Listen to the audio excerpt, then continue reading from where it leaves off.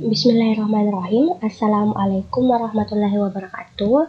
Di video kali ini kita akan mempelajari materi tentang sifat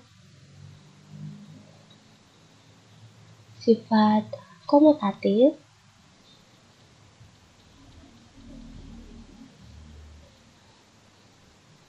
sifat asosiatif,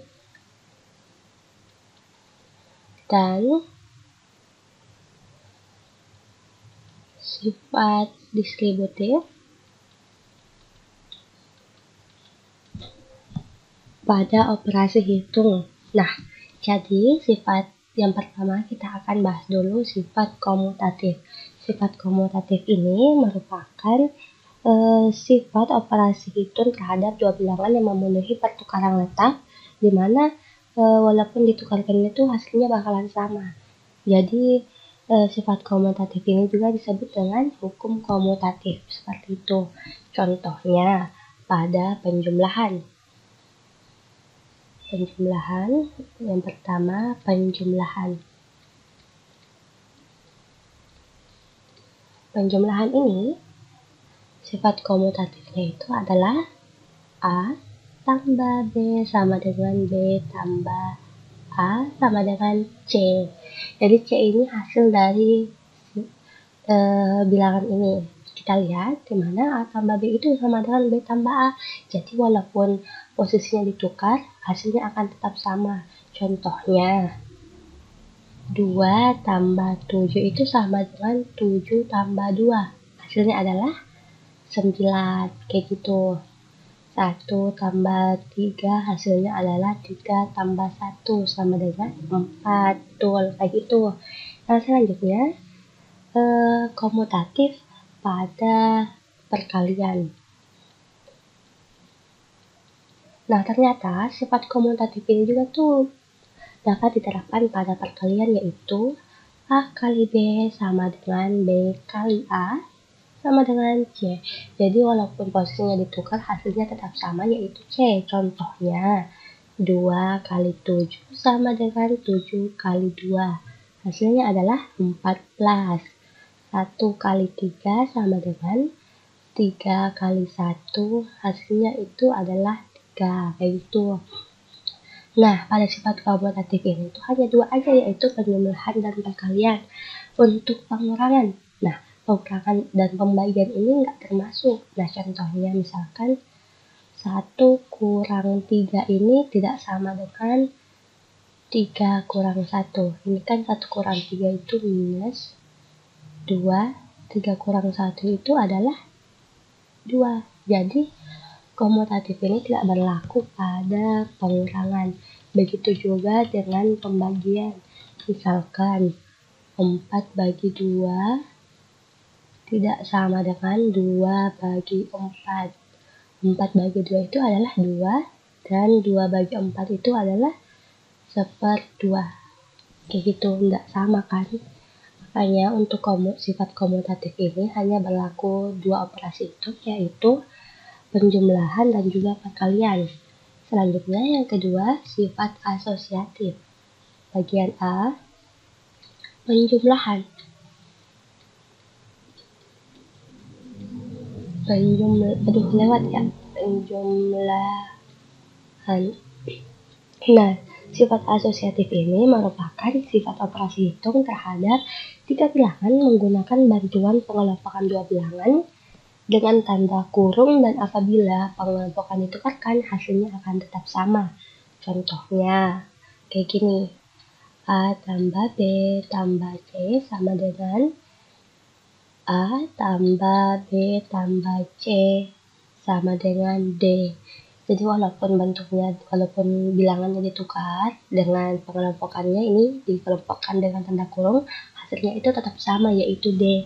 Contohnya dalam kurung 1 tambah 3 tambah 7 sama dengan 1 tambah 3 tambah 7. Ini 1 tambah 3 itu 4 tambah 7 sama dengan 1 tambah 10. Hasilnya adalah 11.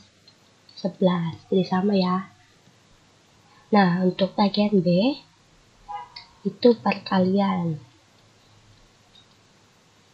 Nah, untuk perkalian itu A kali B kali C sama dengan A kali B kali C. Nah, misalkan 1 kali 3 sama dengan 1 kali 3 kali 7. 1 kali 3, 3 kali 1. Hasilnya adalah 21 sama dengan 21. Kayak gitu. Nah, pada sifat asosiatif juga ini, pembagian dan pengurangan itu tidak termasuk. Mengapa? Karena misalkan contohnya pengurangan dulu ya, yaitu 2 kurang 1 kurang 7 sama dengan 2 kurang dalam kurung 1 kurang 7, kan? Nah, 2 kurang 1 itu 1 kurang 7 sama dengan 2 kurang 1 kurang 7 itu minus 6. Hasilnya adalah ini minus 6, sedangkan ini adalah 8. Karena ini jadi plus, jadi 2 tambah 6 itu 8. Beda. Sehingga untuk sifat asosiatif ini pengurangan nggak termasuk. Untuk pembagian dia nggak termasuk karena misalkan ya 2 bagi 1 dibagi dengan 2 sama dengan 2 dibagi 1 bagi 2. Nah, 2 dibagi 1 itu adalah 2 bagi 2 sama dengan 2 dibagi 1 bagi 2 itu 0,5, atau kita bisa tulisnya kayak gini. Nah, sehingga ini adalah hasilnya 1, ini hasilnya adalah, nah kita lihat, karena dibagi maka bisa kita balik menjadi 2 kali 2 per 1. Hasilnya adalah 4. 1 ini nggak sama dengan 4, sehingga untuk sifat asosiatif ini pembagian nggak termasuk. Nah, selanjutnya adalah sifat distributif. Nah, sifat distributif ini merupakan sifat penyebaran. Jadi sifat distributif ini adalah sifat operasi hitung dengan 2 operasi hitung yang berbeda. Salah satu operasi hitung berfungsi sebagai operasi penyebaran, dan operasi lainnya itu untuk menyebarkan bilangan itu dan dikelompokkan dalam tanda kurung. Nah, sifat distributif ini bisa kita sebut hukum distributif. Jadi contohnya yaitu distributif terhadap penjumlahan. Bagian A, distributif perkalian terhadap penjumlahan. Nah, kayak gimana? A kali B tambah C sama dengan ini dan ini. Maka A kali B tambah A kali C sama dengan D.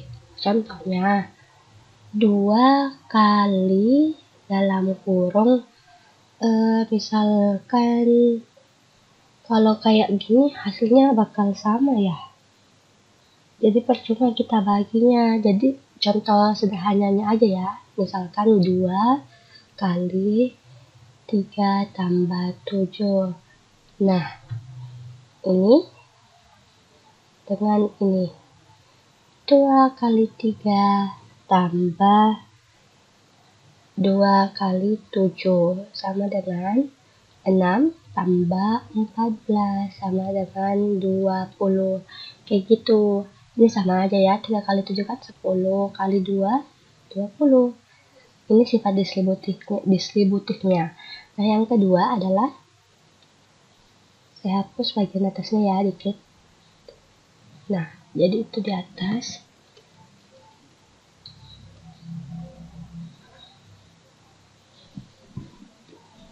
Bagian B, distributif perkalian terhadap pengurangan.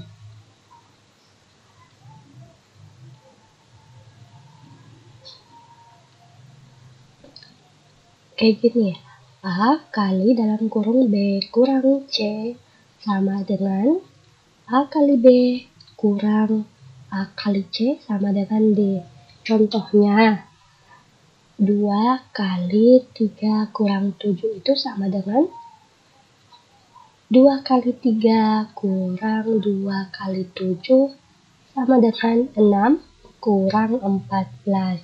Hasilnya adalah 8. Kayak gitu. Ini 3 kurang 7 itu adalah minus 4. Kali 2 adalah minus 8. Ini minus ya, saya lupa kasih. Minus 8. Jadi hasil sehingga terbukti bahwa terdapat distributif perkalian terhadap penjumlahan dan juga distributif perkalian terhadap pengurangan. Nah, untuk sifat komutatifnya ingat hanya 2, yaitu penjumlahan dan perkalian. Sifat asosiatifnya yaitu penjumlahan dan perkalian. Seperti itu. Nah, saya harap materi kali ini dapat bermanfaat. Sekian. Assalamualaikum warahmatullahi wabarakatuh.